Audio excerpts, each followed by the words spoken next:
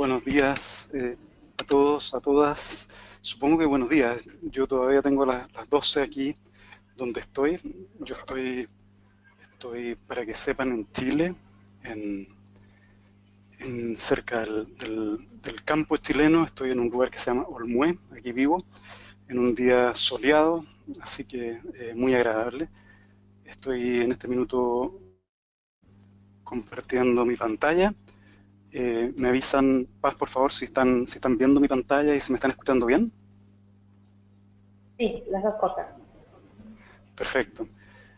Solamente voy a poner mi cámara, Paz, si te parece, solamente para saludar a todos, a todas, que para que vean, le puedan poner una cara al nombre, ¿no? Como decimos, y entonces ahora voy a cortar la cámara. Era solamente, como les decía, para hacer un saludo y en este minuto me interesa eh, garantizar la calidad del, del audio que ustedes van a tener. Entonces voy a simplemente cortar la cámara ahora y voy a seguir adelante, si les parece. Entonces, voy a comenzar y Paz, entiendo que tú me vas a avisar cuando me queden unos 5 minutos. Así es. Mm, Perfecto, muchas gracias. Y solamente voy a poner por si acaso mi reloj también para estar atento. Eh, Muchas gracias de nuevo, entonces, gracias a quienes organizaron este curso, gracias a ustedes, a todos los que están participando por esta dedicación, este compromiso. No me resulta pasar, no, ahí sí, ahí sí. Entonces, ¿de qué se trata estos 30 minutos que voy a hablar con ustedes, que voy a estar acá?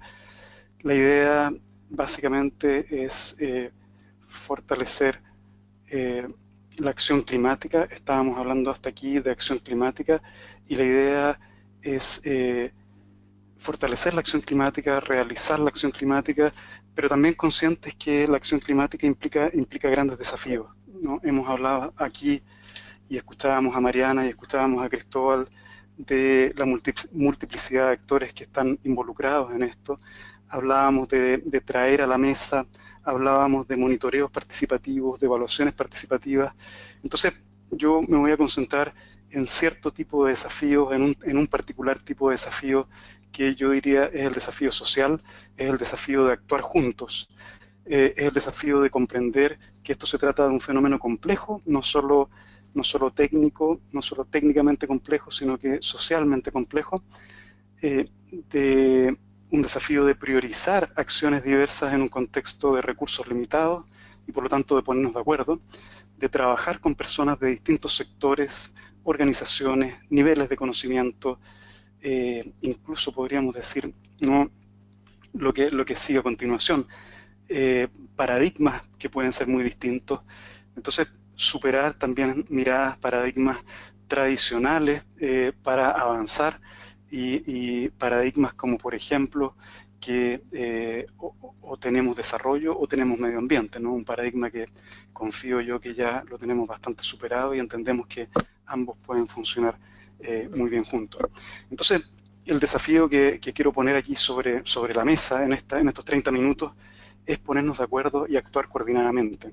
La figura, la figura que está ahí creo que habla por sí sola de esta necesidad de trabajo colaborativo. Voy a eh,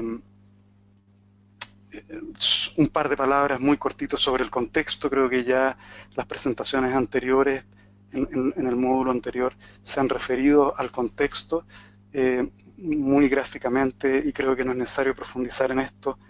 Eh, Creo que todos sabemos que estamos en un contexto muy difícil, en un contexto de crisis muy, muy agudas en términos ecológicos, en términos culturales, en términos sociales, en términos políticos, en fin. Disculpen, creo que casi cualquier cosa que pensemos hoy día eh, tenemos grandes ejemplos de importantes crisis asociadas.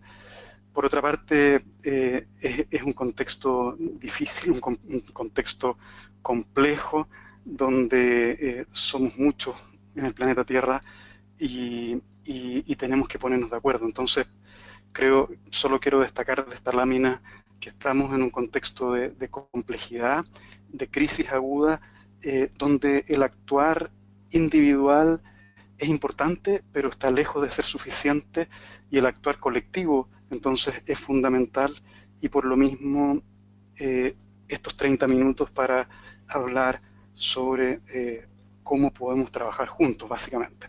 Entonces, lo que yo voy a estar haciendo es intentar hablar desde la experiencia. No me interesa demasiado hablar conceptualmente o teóricamente, sino más bien hablar desde la experiencia, y les voy a estar relatando una experiencia en particular, que es sobre un proyecto de mitigación que se hizo en Chile en los últimos 4 o 5 años, también en Colombia, en Perú y en Brasil, y que se llamaban proyectos MAPS. A lo mejor varios de ustedes están familiarizados con estos proyectos. De MAPS es una sigla en inglés, pero ya les voy a hablar más de eso. De vuelta entonces a esto de cómo abordamos el desafío de trabajar juntos y ponernos de acuerdo. Quizás una primera pregunta que muchas veces olvidamos o pasamos por alto es quiénes somos ustedes, eh, ya para efectos de este curso, ¿no es cierto? Escucharon a Paz presentándome a mí, y, y quizás la pregunta general que nos podríamos hacer es esa letra roja que está aquí en la presentación. Nos tomamos el tiempo para conocernos, es un paso fundamental en cualquier proceso de construcción de relaciones. Y muy brevemente les voy a mostrar, solo para efectos de reforzar lo que les estoy diciendo, les voy a proponer entonces un triángulo de diversos niveles de conversación, donde tenemos un primer nivel de conversación en la base de construcción de una relación, para comprender, para conocernos, para comprendernos el uno al otro. Serían conversaciones del tipo ¿quién soy yo? ¿Quién eres tú? Un segundo nivel de explorar posibilidades, donde conversamos sobre roles, ¿no? ¿Qué hago yo? ¿Qué haces tú? Y un tercer nivel recién de conversaciones de coordinación, que entonces apuntan a entender qué podríamos hacer juntos. Yo lo que quiero destacar solamente con esta lámina es que este es un orden bastante natural de cómo deberían fluir las conversaciones entre nosotros los seres humanos, y que en realidad buena parte del tiempo estamos pegados solamente en la cúspide de este triángulo, es decir, en conversaciones de coordinación.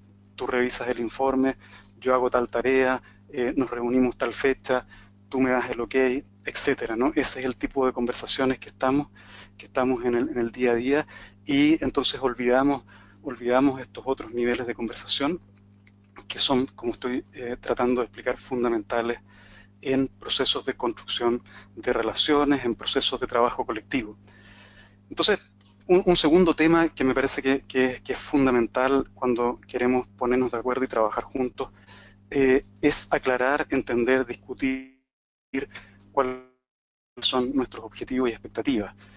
Es un tema central en procesos de participación, es un tema central también en el trabajo de equipo y en el manejo de conflictos en particular. Muchas veces, de hecho, las diferencias y los conflictos surgen porque efectivamente tenemos una diferencia en nuestros objetivos y expectativas. De hecho, yo en este curso tenía muchas ganas de haber podido escuchar cuáles eran sus objetivos, expectativas, eh, para esta sesión, por ejemplo, en particular, y haber tenido algo más interactivo con ustedes, pero entiendo que es un poquito complejo hacerlo, sobre todo cuando tenemos 100 personas o algo así participando. Pero solo quiero dejar el punto entonces de que me parece que el tema de objetivos y expectativas es fundamental.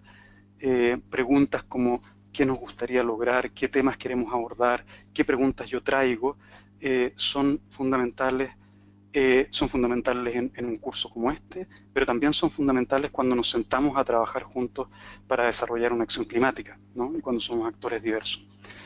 Entonces, quiero referirme a este proyecto que les contaba, que es MAPS. MAPS es una sigla en inglés que ahí dice, es mitigación, acciones, planes y escenarios. Fue un proyecto del Estado de Chile entre el 2012 y el 2015. Participaron 7 ministerios con un mandato concreto. Ustedes pueden seguramente ven muy pequeño ahí, una hoja con firmas de 6 ministros, después se sumó un séptimo ministerio, en este caso de minería. El proyecto pasó por el transcurso de 2 gobiernos, cosa que es bien, me parece bien significativa. ¿Y qué es lo que buscaba este proyecto? Buscaba generar evidencia sobre las opciones, las mejores opciones para Chile para mitigar el cambio climático. ¿Para qué? Bueno, para informar la posición del país en las negociaciones internacionales y avanzar hacia un desarrollo bajo en carbono, mediante, yo diría, 2 dimensiones. Por una parte, una investigación lo más rigurosa posible, una modelación asociada a esta investigación, nuevamente lo más rigurosa posible, por una parte, y por otra parte, un espacio de participación constructiva, organizada, de múltiples actores de Chile en este caso. Fue fruto de la cooperación sur-sur entre Sudáfrica, Brasil, Colombia, Perú y Chile. Ese fue el proyecto MAPS, que es el proyecto al cual voy a estar haciendo algún tipo de referencia. ¿Cuáles fueron las preguntas que abordó? Y acá les pido un poco de disculpas porque van a aparecer un montón de preguntas en la pantalla. Las voy a pasar más o menos rápido, simplemente para que se hagan una impresión de lo que el proyecto abordó.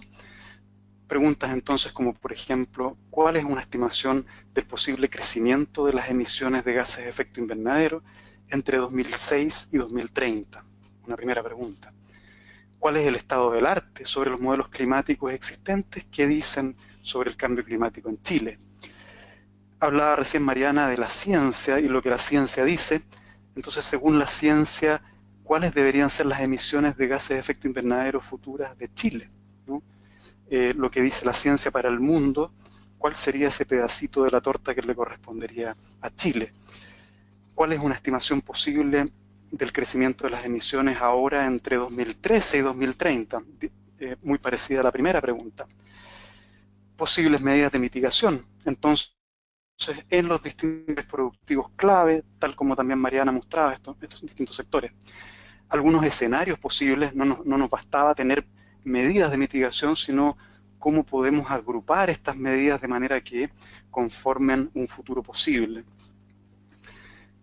¿Cuáles podrían ser efectos macroeconómicos? El Ministerio de Hacienda era parte de este proyecto y por supuesto que le interesaba sobremanera entender que a lo mejor habían caminos, escenarios de mitigación que podían tener efectos distintos, significativos o no, respecto de indicadores macroeconómicos como el propio crecimiento del país o el empleo, etc.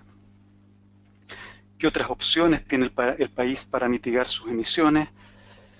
¿Cuáles son algunos efectos económicos, sociales, ambientales, institucionales, positivos y negativos de algunas medidas de mitigación? Y aquí también algo que mencionó Mariana y que en la jerga, a lo mejor muchos de ustedes lo han escuchado, se refiere como cobeneficios, ¿no? O externalidades. ¿Cuáles son algunas relaciones claves entre medidas de mitigación y otras medidas de política pública? En ese caso en el sector de transporte, la factibilidad de implementación de medidas de mitigación. ¿Qué dicen los jóvenes sobre la mitigación del cambio climático? ¿Qué podemos decir sobre posibles efectos distributivos de distintos escenarios de mitigación? Bueno, ese es el conjunto de preguntas que el proyecto MAPS abordó y entonces les agrego un par de elementos. La metodología de trabajo intentó combinar la colaboración sur-sur, la mejor ciencia disponible en el país y la participación multiactor para obtener los resultados que buscábamos. Vamos de lleno en estos 15 minutos o algo más que me quedan a los elementos principales en un proceso participativo y yo les diría que si los podemos resumir, quizás este podría ser un resumen razonable.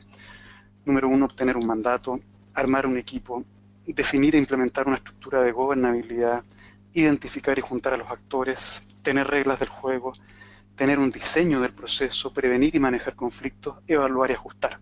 Entonces, en el tiempo que me queda voy a tratar de pasar por cada uno de estos puntos, más o menos una lámina por cada uno de estos puntos, Voy a pasar un poco rápido para alcanzar a terminar a tiempo y dejarles un espacio de preguntas a ustedes. Mandato. ¿A qué se refiere esto? Se refiere a tener desde el alto nivel un compromiso, un empoderamiento, una voluntad de tomar los resultados de lo que se está haciendo, ¿no? Y de darle la importancia al proceso que se está llevando a cabo. ¿Cómo se hace esto? No creo que hayan respuestas únicas. Quienes lo hacen o quienes dan el mandato, creo que tampoco hay respuestas únicas. Les puedo contar nuevamente que en el caso del proyecto MAPS eran ministros de Estado quienes estaban detrás de este mandato.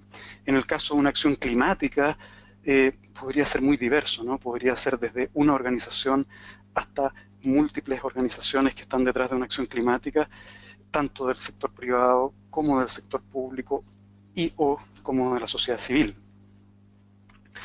El punto que quiero resaltar acá es que estas letras en rojo de que debe haber una necesidad de alto nivel, un sentido de propiedad de lo que estamos haciendo y de los resultados eventuales, de manera que esto no sea simplemente otro libro más o otro documento para tener en la biblioteca. Y aquí estoy pensando nuevamente también en las acciones climáticas. Armar equipo puede sonar casi trivial, puede sonar casi de perogrullo, casi como que para qué perdemos tiempo en hablar de esto, pero la verdad, en mi experiencia, este es un tema no menor, sea una acción climática que la voy a armar con 5 personas o un gran esfuerzo, ¿no es cierto?, de mitigación o de adaptación donde voy a comprometer a cientos de personas. Me parece que cómo armamos un equipo, qué somos como equipo y cómo trabajamos como equipo es fundamental y va a tener una serie de consecuencias en lo que damos y en los resultados que obtenemos, ¿no?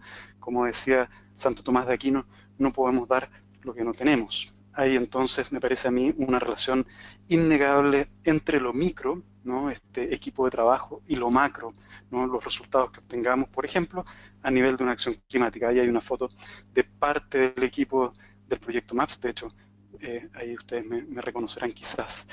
Las letras en rojo entonces dice, es fundamental tener un buen espíritu de equipo con una capacidad razonable para prevenir y manejar conflictos. Y esto simplemente para ver si se pueden sentir identificados, ¿no? y reír sobre cómo trabajamos muchas veces en nuestras organizaciones, ¿no? La primera lámina de arriba dice cómo nos presentamos, cómo nos vemos, un organigrama muy ordenado, y después dice cómo en realidad trabajamos, ¿no? Y ahí ya la cosa se pone un poco más desordenada. La gobernabilidad es algo fundamental. Esto lo que quiero decir con gobernabilidad, entonces, es básicamente cómo tomamos decisiones, ¿no? Y quiénes toman decisiones respecto de qué, cuándo, etcétera. En términos de acciones climáticas, en términos de iniciativas como las que estamos hablando acá, en general estamos hablando de numerosos actores. Frecuentemente existe una pobre coordinación, una pobre comunicación interinstitucional, y por lo menos aquí hablo de mi experiencia y en particular en Chile. Muchas veces existe competencia entre organizaciones, no siempre un buen registro de colaboración, por ejemplo, entre ministerios u organismos públicos relevantes. Entonces es necesario anticipar temas, por ejemplo, solo por dar un ejemplo, cambios en la administración, cambios en un gobierno.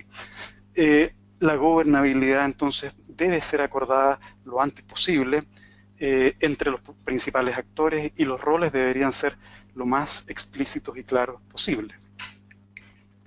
Solo sé que esto con dificultad lo verán, pero yo se los puedo explicar muy brevemente. Este es el sistema de gobernanza de MAPS Chile, en particular en su segunda fase, y solo quiero mostrarles el nivel de complejidad que tenía esta gobernabilidad o gobernanza, donde en un nivel superior estaban las decisiones finales, que eran atribución de un comité directivo interministerial donde participaban 7 ministerios, más o menos 2 personas de cada ministerio, desde Ministerio de Hacienda, Ministerio de Ambiente, Transporte, Agricultura, Minería,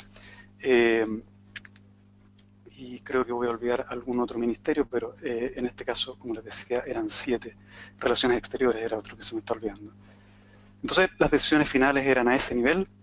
las sugerencias e insumos para las decisiones estaban a cargo de un grupo de construcción de escenarios en el cual participaban del orden de 60 personas de sectores públicos, privados, académicos, ONG, consultores. Además, aparte de eso, de esas 60 personas, participaba el propio comité directivo y el equipo profesional del proyecto, al cual voy a llegar al final de esta lámina. Entonces, esto totalizaba cerca de 100 personas, con reuniones tipo bastante periódicas, digamos. Al nivel de insumos, de información, de datos, de experiencias sectoriales, habían grupos técnicos de trabajo con más o menos 40 personas convocadas por cada sector productivo. Y ahí están los sectores productivos, ¿no? Los que mencionaba Mariana, más o menos. Invitados entonces a reuniones técnicas. Si ustedes multiplican 40 por la cantidad de sectores productivos, van a ver que estamos hablando de números importantes de gente. Modelación sectorial estaba a cargo de consultores sectoriales, y en esta fase de este proyecto habían 6 equipos consultores, totalizando cerca de 50 consultores. Y el diseño, análisis, revisión, coordinación, tanto de la investigación como del proceso participativo, estaba a cargo de más o menos 14 personas en un equipo profesional. Trabajábamos con múltiples iteraciones entonces en este sistema de gobernanza. Los actores, y aquí hay varias preguntas importantes, me parece, y no triviales.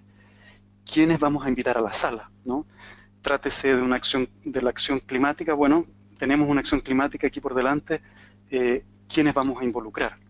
¿Cómo los vamos a seleccionar? ¿Quién va a decidir a quienes invitamos? ¿Bajo qué criterios? Sin duda hay varios caminos. ¿Quién va a invitar? ¿Quién va a convocar? Las respuestas creo que son diversas según lo que estemos hablando acá. En el caso del proyecto MAPS hay una experiencia específica que se las puedo relatar y prefiero dejarla en caso de que haya preguntas. ¿Qué formato utilizar? Ocupamos un formato de grupo asesor, de grupo experto, de grupos técnicos, de comité directivo. Sin duda acá se abren numerosos desafíos. ¿Qué pasa con la gente que no está en la sala, ¿no? Y que a lo mejor en algún minuto quiere estar en la sala? ¿Qué pasa? ¿Cómo construimos confianza? Especialmente cuando las confianzas están minadas anteriormente. ¿Qué pasa con los intereses que van a estar en conflicto dentro de la sala? ¿Qué pasa con los costos de todo esto, ¿no? ¿Quién paga? ¿Cómo se paga? ¿Cómo participa la sociedad civil? ¿Cómo participan actores con mucho o poco poder y conocimiento? Y destaco las dos polaridades que me parece que son relevantes.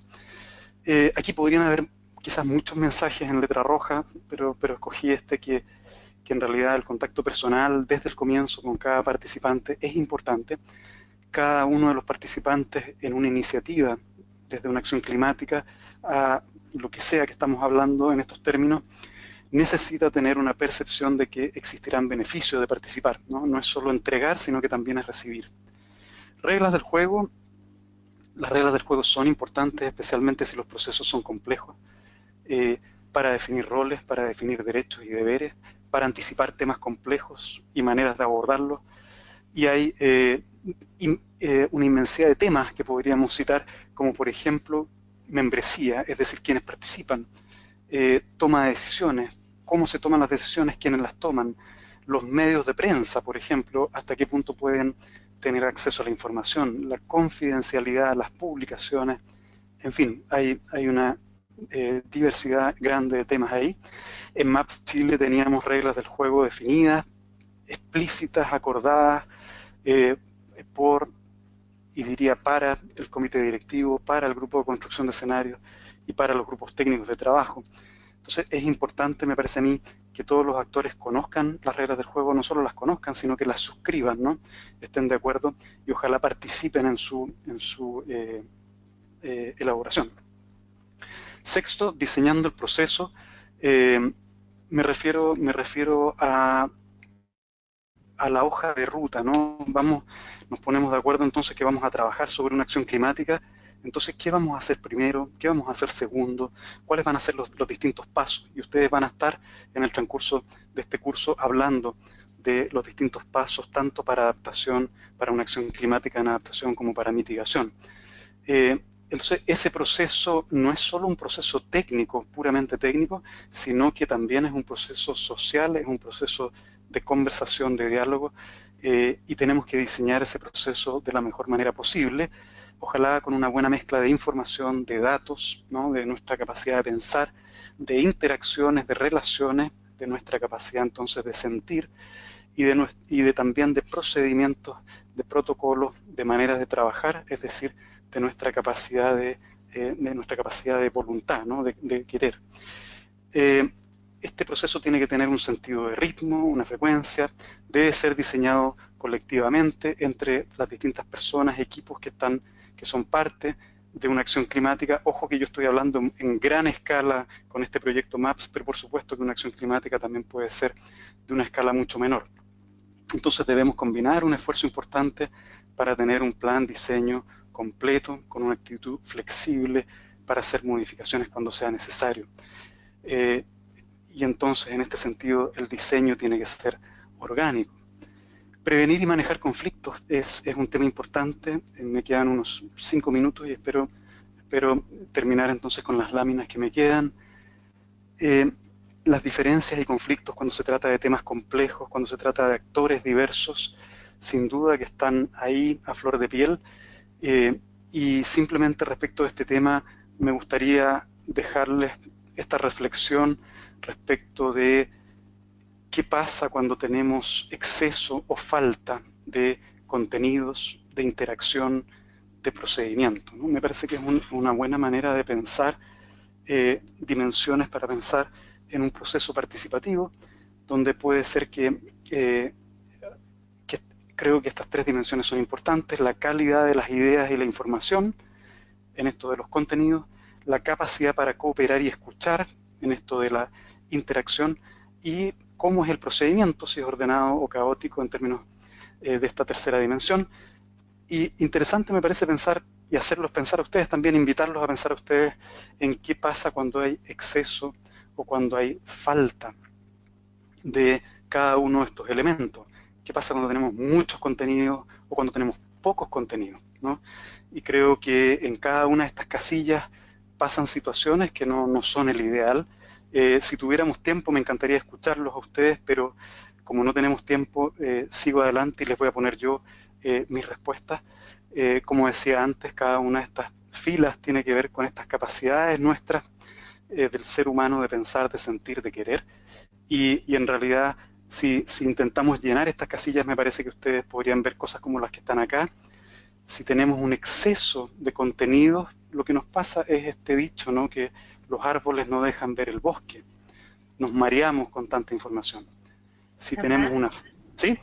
aprovecho, te quedan 5 minutitos. Sí, sí, muchas gracias.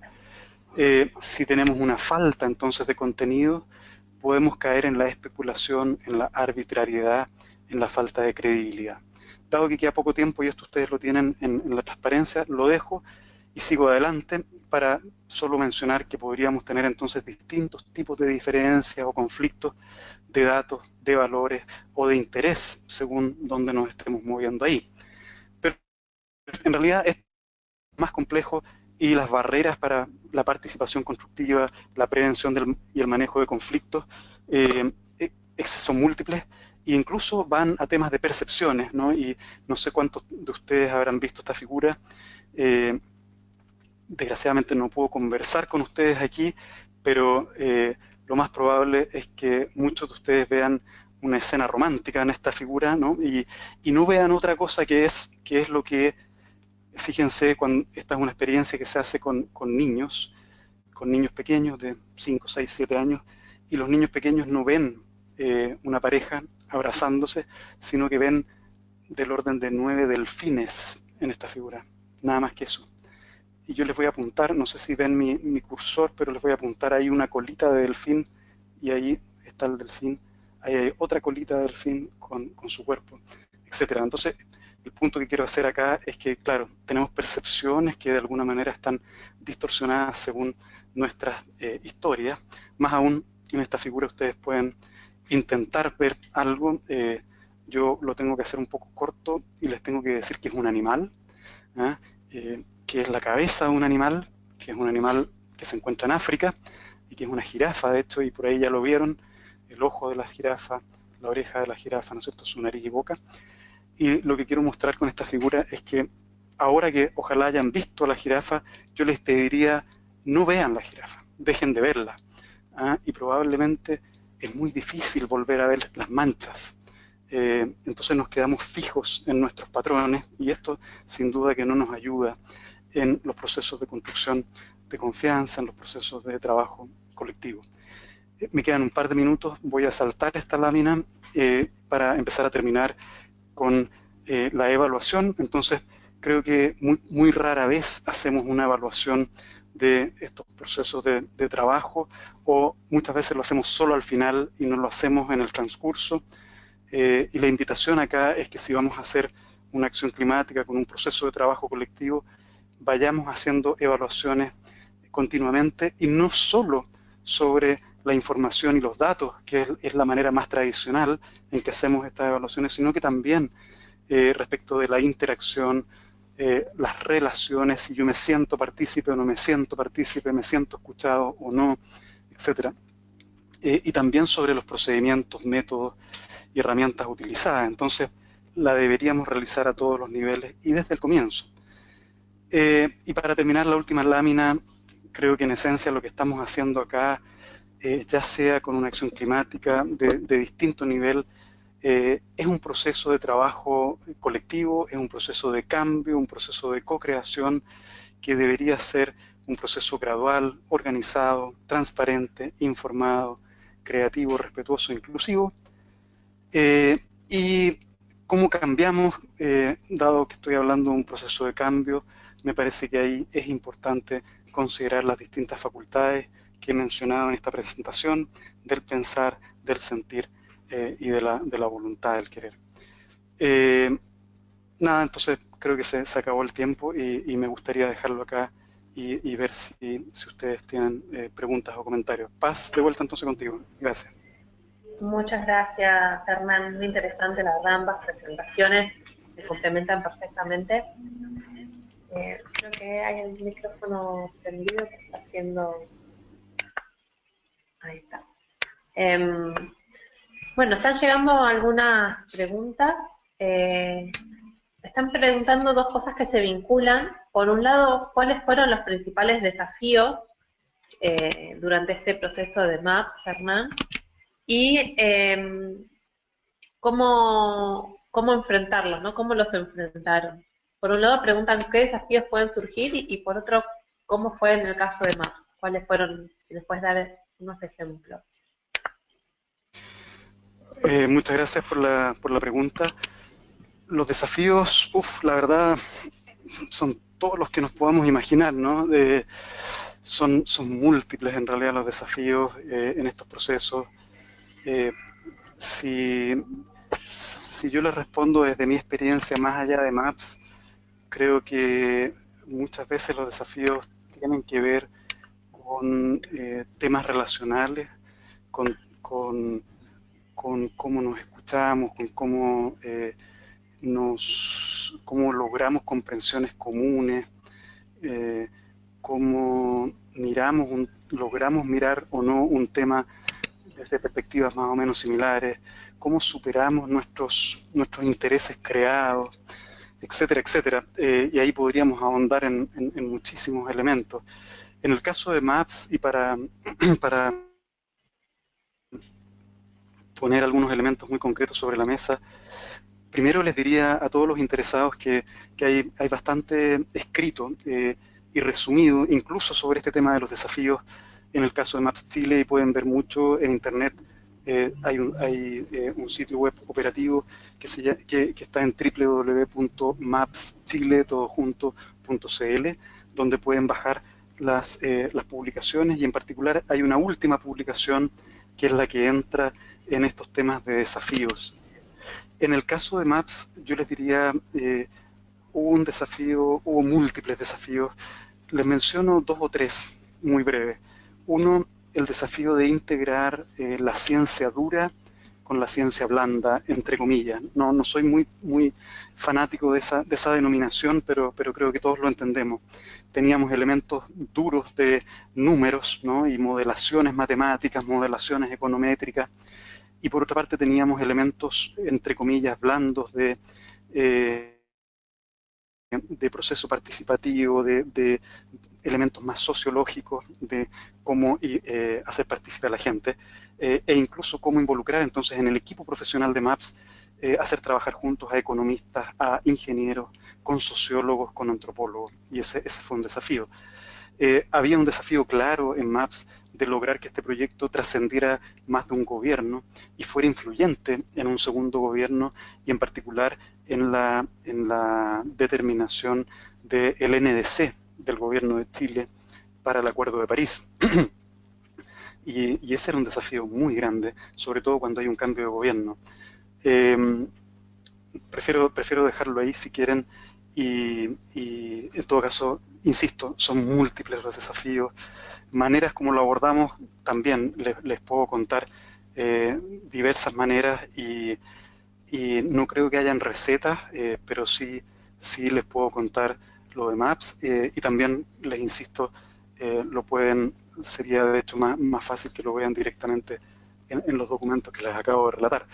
Veamos si hay más preguntas, si quieres, Paz.